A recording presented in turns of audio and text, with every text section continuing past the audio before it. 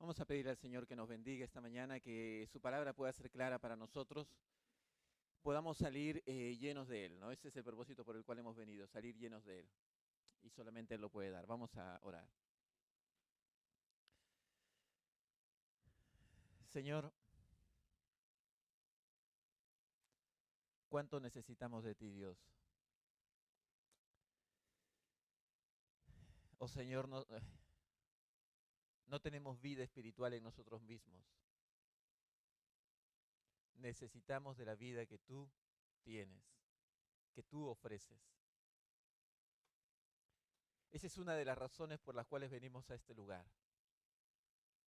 Venimos a alimentarnos de ti. Yo te pido en el nombre de Jesucristo, Señor, que tú alimentes a tu pueblo con tu palabra. Que tu presencia pueda ser muy clara, Señor, aquí. Ten piedad y misericordia. En el nombre de Jesucristo, Señor. Amén. Amén.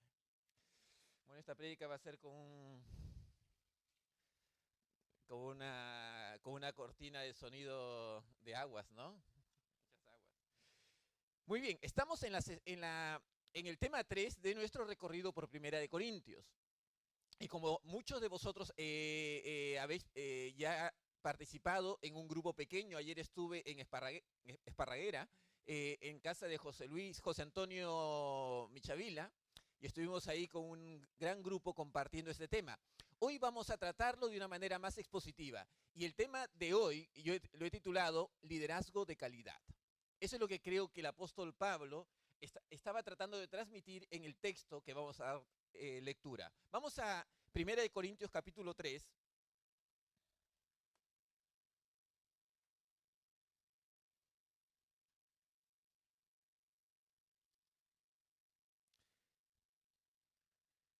Versos del 5 al 15.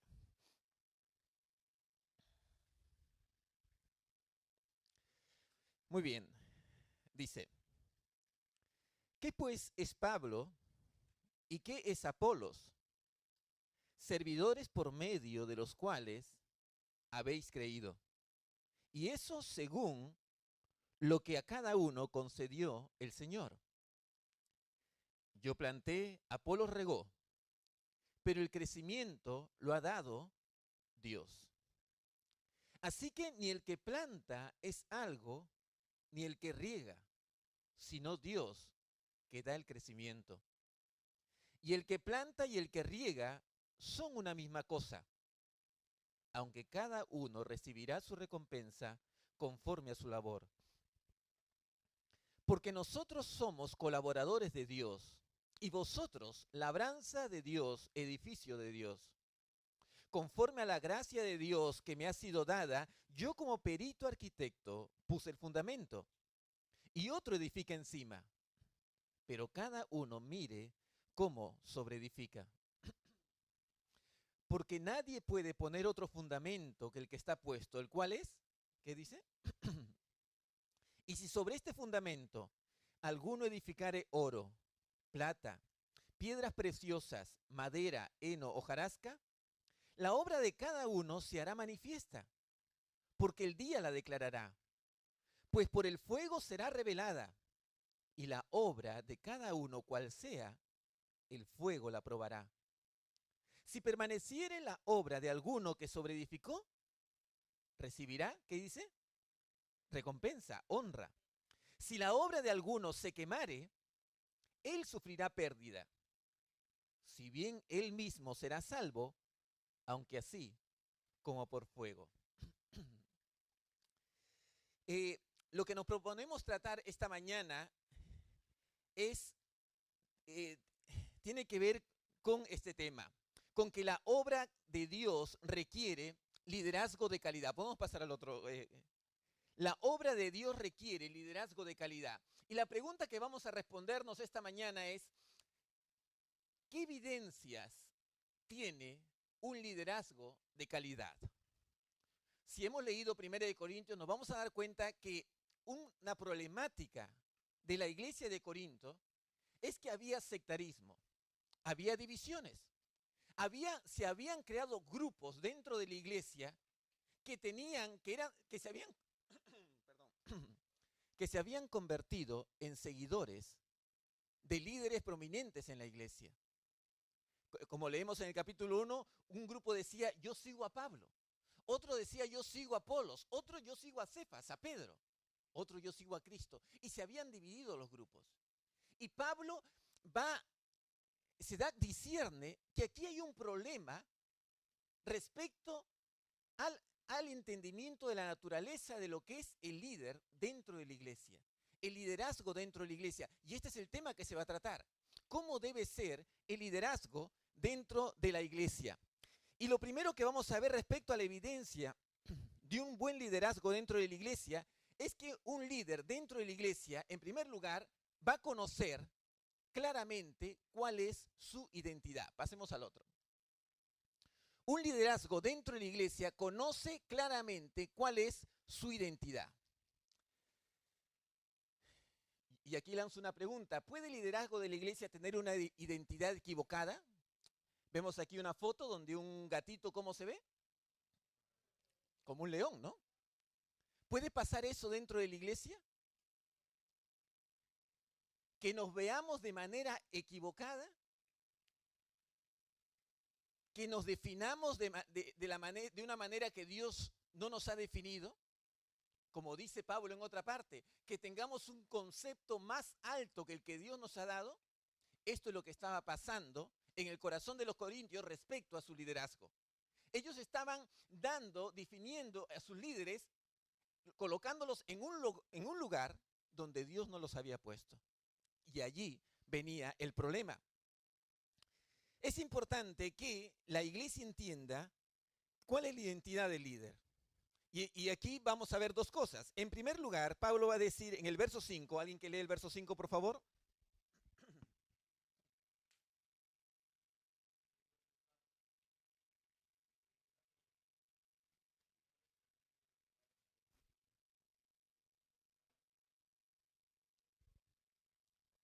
Gracias, Fermín. Lo primero que va a decir Pablo respecto a la identidad de un líder es que éste va a ser un servidor. Pablo dice, ¿qué pues es Pablo? ¿Qué es Apolos? Servidores, por medio de los cuales habéis creído. Y la palabra para servidores es una palabra que nosotros conocemos dentro de la iglesia. Es la palabra diácono. Diácono. Sabéis que dentro de las iglesias evangélicas hay un cargo, una posición, un título de ciertos líderes en la iglesia a los cuales se le llama diáconos. Pero que esta palabra diácona no es una palabra castellana, no es una palabra del español, es una palabra de origen griego, que significa aquel que atiende a las mesas. Un diácono en el tiempo de Pablo era aquel que atendía las mesas. Podíamos decir, era un sirviente dentro de una casa. Era la persona de menor importancia dentro de la casa. Era aquella persona que se encargaba de atender a todos los comensales que el señor de la casa invitaba. Era aquel que estaba atendiendo, viendo que nadie le faltara nada. Y Pablo va a decir, ¿qué es Pablo? ¿Qué es Apolos? Son diáconos. Son gente que está puesto para atender a las mesas, para atender a los comensales. No son los más importantes dentro de la iglesia. Son aquellos que están para servir a todos los demás. Ostras, esto trastoca toda nuestra mentalidad, ¿no? Ostras, ¿no es que los líderes son aquí los más importantes? ¿No es que el pastor y el coro pastoral y los diáconos son los más importantes? Según este texto, Pablo está diciendo no. El liderazgo es aquel que está puesto, el pastor y cada líder, cada persona que ocupa un lugar de responsabilidad en la iglesia está puesto para atender a los demás. ¿Quiénes son los más importantes? Aquellos que son atendidos, los comensales. Son aquellas personas que vienen a la iglesia a recibir del Señor. Y el liderazgo, tú y yo, si tenemos un puesto de liderazgo, estamos puestos para servir a los demás. Y esto es lo que Pablo está diciendo en esta palabra. Vayamos al siguiente. Servidor, diácono, es un siervo que atiende a las mesas. Y esto es importante entenderlo. Pablo está diciendo, ¿qué hacéis siguiendo a Pablo y a Apolos como que ellos fueran de gran importancia? Vosotros no sois los más importantes, le dice a los líderes. Vosotros sois los servidores de la iglesia. Esa es vuestra misión. Para el mundo, un líder es aquel que quizá tiene más poder, más carisma, más capacidad de mover gente. Sin embargo, en la iglesia, ¿qué buscamos en la iglesia del Señor para un líder?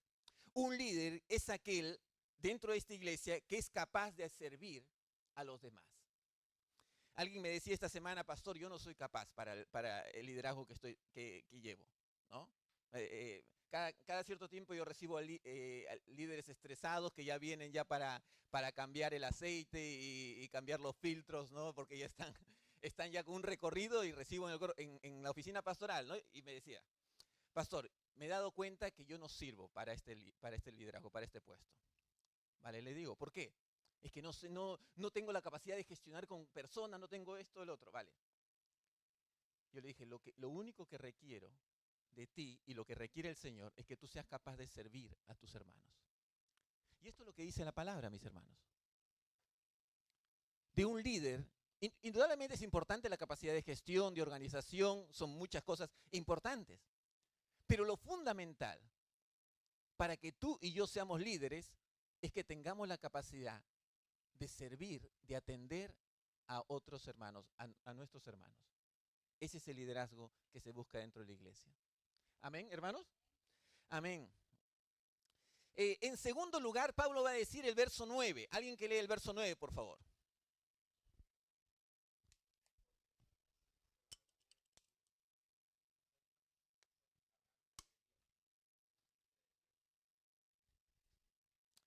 Pablo va a decir que el líder es, una segunda cualidad de su identidad es que es un colaborador. Un colaborador. Ahora, la primera idea que nos da esto es que el líder es aquel que está puesto para colaborar con Dios, porque dice colaboradores de Dios, y da la idea de que el líder es aquel que colabora con Dios. Pero esto no es una idea, no es la idea del pasaje. La idea del pasaje, lo que Pablo está diciendo es que Pablo y Apolo son colaboradores, son socios, colaboran entre sí dentro de la iglesia del Señor. No es que colaboran con Dios, sino colaboran entre ellos. Es la idea del pasaje. Aquí tengo una foto, ¿no? Bueno, acá he puesto aquí el significado de colaboradores, debería decir gente que trabajan juntos, apoyándose mutuamente en la obra del Señor. Entonces Pablo primero dice que un líder es aquel que sirve a los demás.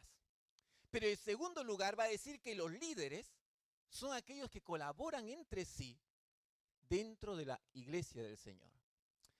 ¿Qué vemos en esta foto, mis hermanos? ¿Qué es lo primero que ven?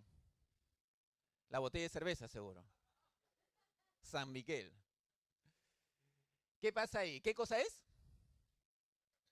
Una competencia, una competición, ¿no? Una competición entre dos camareros. ¿Quién logra llegar a la meta con la bandeja sin que caiga la cerveza? Es una competición. Mis hermanos, ¿y esto puede pasar dentro de la iglesia? Ostras, me voy a meter un poco por dentro. ¿Y cómo sabéis de qué iglesia habéis venido? Porque en esta iglesia esto no pasa. Hermano de Julio. ¿Es posible que dentro de la iglesia dos colaboradores, dos servidores del Señor, dos líderes entren en competencia? ¿Es posible? ¿Será posible? ¿Por qué sucede esto? ¿Por qué sucede esto? Sí, es que quizá no hemos entendido la naturaleza de nuestro llamado. No tenemos claro quiénes somos. Y mis hermanos, en primer lugar, y eso cada cierto tiempo tenemos que recordarlo, soy uno que está puesto para atender a los demás. Soy uno que está puesto para colaborar con los demás servidores y así hacer la obra del Señor. Cuando entramos en competencia, mis hermanos, cuando entramos en rencillas entre liderazgo, se daña.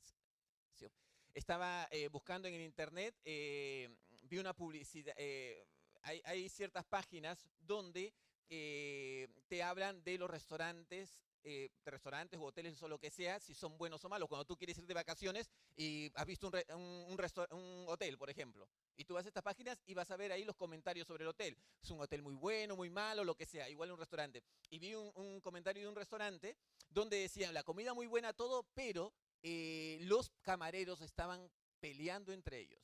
Yo recomiendo que no vayáis, ¿no? Era así. La pregunta es, ¿qué pasa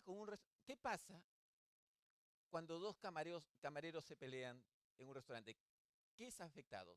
¿Quién es afectado? Es el restaurante. Es la imagen del restaurante. Mis hermanos, cuando tú y yo como líderes nos disgustamos y nos peleamos y no arreglamos, bueno, nos podemos disgustar. Pasa, pasa. La verdad que pasa. En el círculo de Jesucristo también pasaba. Había ciertas discusiones. Se enojaron con Juan los Boanerges. ¿Quiénes son Juan y Santiago? Se enojaron con Juan y Santiago porque querían ser los que estaban al lado del maestro. Los otros discípulos se enojaron. ¿Qué se creen estos? ¿Por qué son unos arribistas y quieren estar al lado del maestro? Se enojaron. A veces nos pasa, porque somos pecadores arrepentidos, que estamos en proceso de santificación, pero somos pecadores. Pero ¿qué pasa cuando permitimos que esas rencillas, esas raíces de amargura, profundicen en nuestro corazón? ¿Quién es afectado? Es la iglesia. Es la iglesia. Porque mis hermanos, así como el amor se nota, también las rencillas se notan. ¿No has llegado a visitar una casa, no? Te han invitado a una casa y has llegado y dices, ostras, aquí pasa algo. Como que los padres, los esposos aquí, algo ha pasado. No sé qué ha pasado, pero algo ha pasado aquí. Y tú te das cuenta, y estás conversando ahí, ellos conversan, pero tú sabes que algo ha pasado. Mis hermanos, se nota cuando los hermanos tienen rencillas unos con otros. Y mis hermanos, la palabra del Señor dice que el liderazgo, aquellos que sirven, y si tú sirves en cualquier ministerio, no significa los que están en alto rango, todo aquel que sirve, está hecho para colaborar unos con otros. Estamos para colaborar. Porque ¿qué es Pablo? ¿Qué es Apolos? ¿Qué son? Dice. ¿Qué son? Son iguales. Es la misma cosa. Yo planté, Apolo regó. Pero el crecimiento lo da a Dios. ¿Qué somos? ¿Por qué vamos a estar peleando entre nosotros? ¿Por qué? Entonces Pablo va a dejar bien claro la naturaleza del liderazgo, la identidad. Somos servidores, gente que atiende principalmente a otros. Y en segundo lugar, somos gente que colabora unos con otros. En esto conocerán que sois mis discípulos, cuando os peleéis unos con otros, cuando os améis unos con otros. Y mis hermanos, la verdad, para esto necesitamos la presencia del Señor en nuestra vida. Para eso necesitamos la presencia de Dios en nuestra vida. Muchos de nosotros estamos hechos para pelear.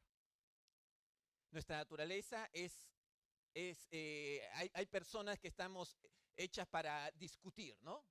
Discutir, no nos gusta ceder, nos gusta prevalecer, ganar una discusión. Que nos ganen no nos gusta, ¿no? Nos gusta ganar la discusión. Hoy en día nos enseña esto a la sociedad, tienes que ganar. ¿Perder tú? No, aunque sea invéntate cualquier excusa, pero tienes que ganar la discusión. Es la sociedad lo que nos dice. Por eso necesitamos la presencia del Señor en nuestra vida. La llenura del Señor, el que tengas un contacto con el Señor, para que sea el Señor ayudándote a tener una buena relación con tus hermanos. Eso es en primer lugar. En segundo lugar, Pablo va a decirnos que la segunda característica, evidencia de un liderazgo espiritual dentro de la iglesia es que este liderazgo entiende su tarea. Vamos al otro, por favor. Entiende su tarea. Ahí tenemos una foto. ¿Qué foto es? ¿Lo veis claramente? Son las arenas, ¿no? Son las arenas. El verso 9 y 10 dice, vosotros sois labranza de Dios, edificio de Dios. Y Pablo dice, conforme a la gracia de Dios que me ha sido dada, yo como perito arquitecto puse el fundamento y otro edifica encima. Hey, pero cada uno mire cómo sobreedifica. Es lo que dice Pablo. Y lo que Pablo va a decirnos aquí en este texto, lo primero que va a decirnos, pasa la otra diapositiva, es que el líder va a entender claramente para quién está trabajando. Un líder de calidad espiritual es aquel que sabe claramente para quién está trabajando. Ahora, ¿qué es esta foto? ¿Qué es? Es la última cena, pero ¿es la última cena de Da Vinci? Bueno, esta es una pintura que está en una de las principales catedrales en el Cusco, la ciudad antigua del Imperio de los Incas, el Cusco. Y esto es un cuadro inmenso, grande, grande. ¿Qué ves? ¿Qué comparación ves con la última cena de Da Vinci? ¿Ven algo diferente? Bueno, es muy diferente, pero hay cosas allí distintas. Si os dais cuenta, simplemente para que sepáis, casi me partí de risa, ¿no? Esta pintura es de la escuela cusqueña que los frailes españoles, cuando estaban en el imperio, desarrollaron toda una escuela de pintura. Increíble, con pinturas increíbles.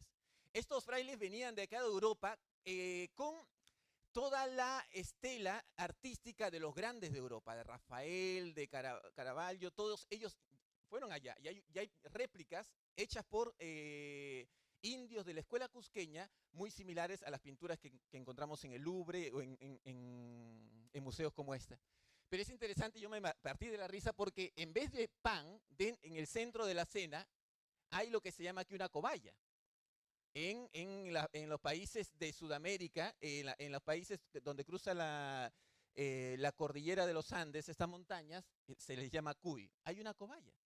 Y es interesante, esto lo hacían los indios que desarrollaron la pintura. Ahora, pero algo interesante es que estas pinturas gigantes que están ahí, increíbles, no tienen una rúbrica abajo. Ninguno de estos indios colocaba su firma. Normalmente un pintor coloca una firma. ¿Quién lo hizo? Son anónimas. Y conversando con la guía turística, le pregunté por qué. Una de las razones es porque muchos de los indios no sabían escribir. Pero la otra razón es porque ellos decían que estos cuadros los habían hecho para Dios, que estaban dedicados para Dios, y si colocaban una rúbrica, no podían ellos llevarse algo de la gloria de este cuadro, porque era para Dios. Y mis hermanos, esto es lo que es un líder. Un líder es aquel que sabe para quién está haciendo las cosas. Sabe para quién está haciendo las cosas. Las hace para el Señor. Para el Señor. Y yo quiero preguntarte, ¿para quién tú estás sirviendo en el lugar donde Dios te ha puesto? ¿Para quién? Mis hermanos, Pablo va a decir, va a tener bien claro, vosotros sois labranza de Dios, edificio de Dios, y yo soy un perito arquitecto, yo he trabajado con vosotros, pero vosotros sois labranza, edificio de Dios. Y un líder sabe que cuando trabaja en la iglesia, sirve en la iglesia, está sirviéndole a Dios, y por eso tiene mucho cuidado. Creo que estoy metiendo problemas a la grabación allí, ¿no? ¿Está bien?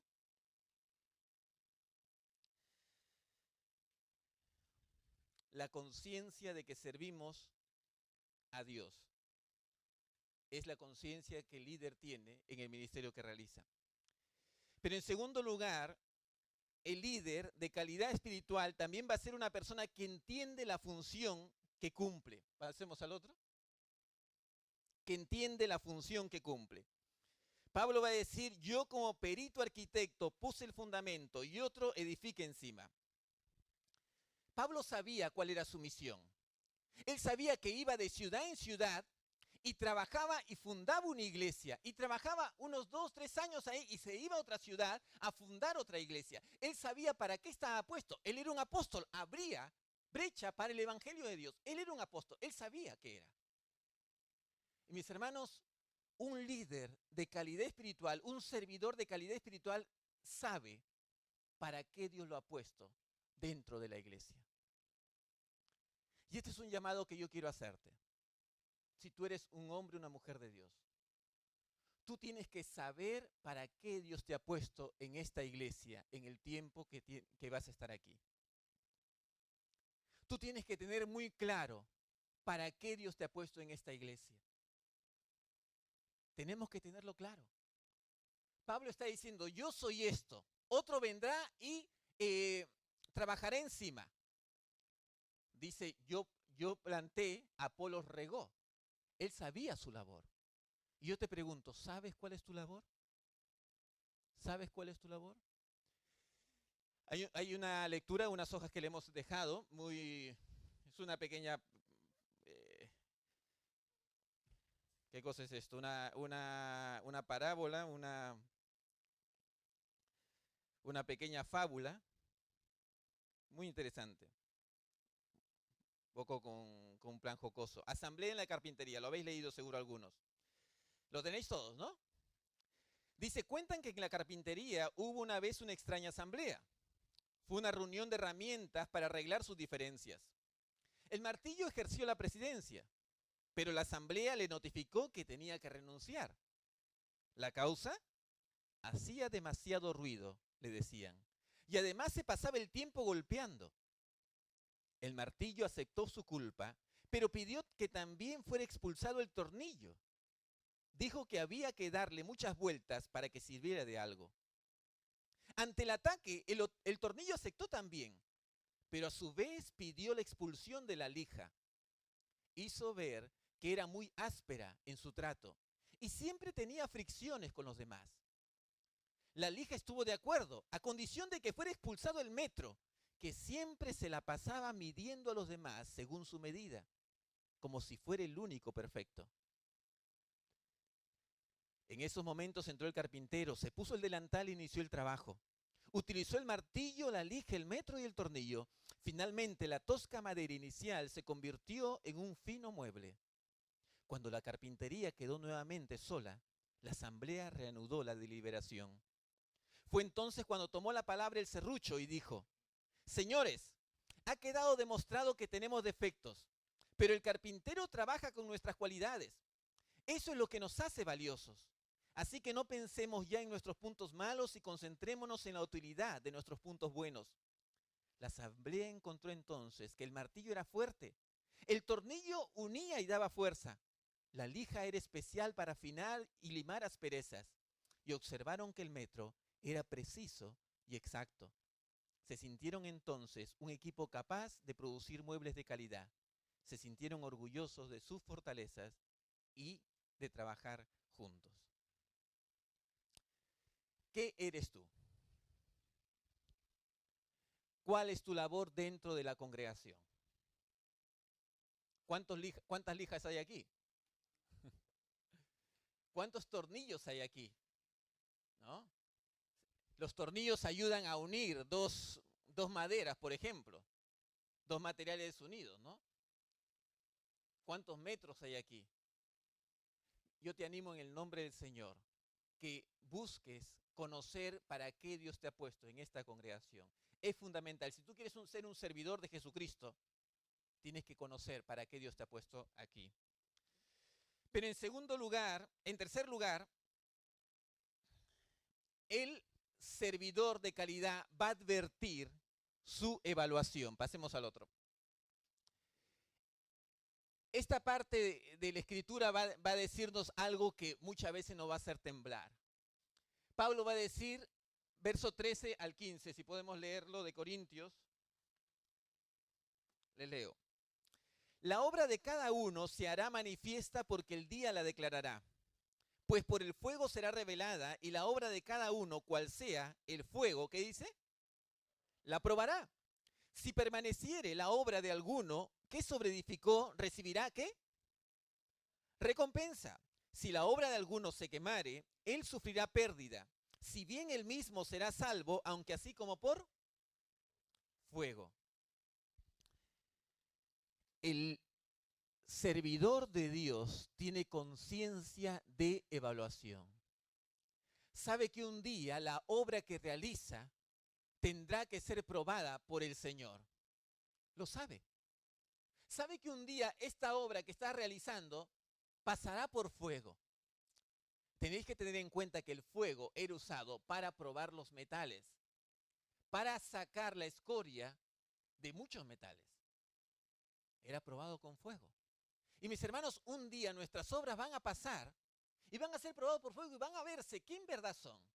Y quiero terminar dándote, pasemos a la otra, 3 claves que te pueden evitar que las obras que tú realizas hoy en día desaparezcan. Porque sería muy terrible que estemos trabajando, invirtiendo horas y horas y que al final no sirva de nada. Sería muy terrible, ¿no?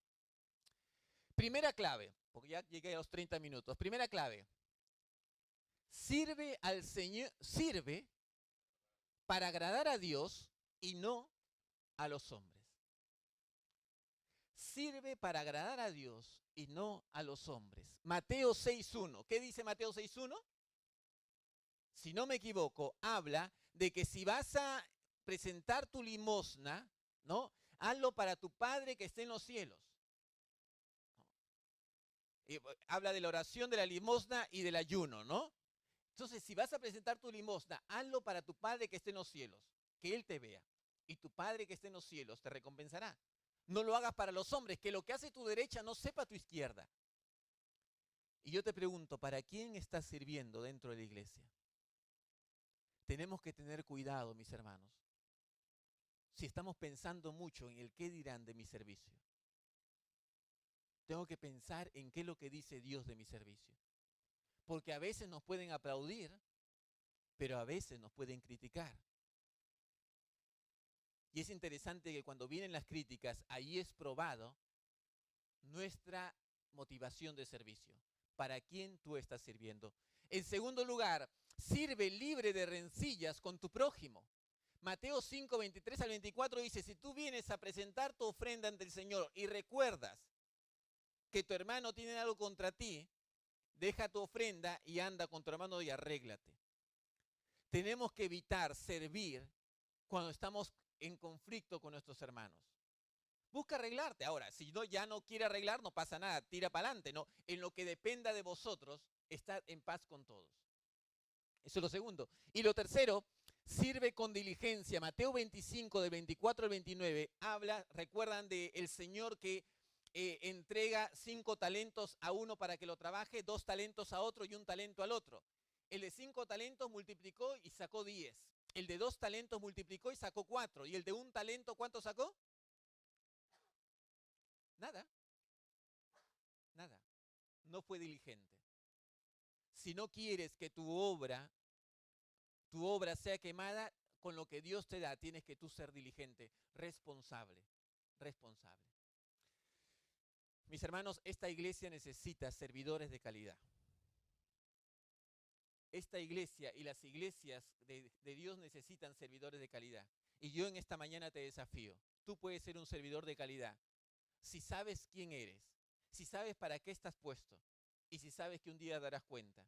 Esto te puede ayudar a que seas un servidor de calidad. Que el Señor nos pueda bendecir en todo este día. Vamos a orar, vamos a orar.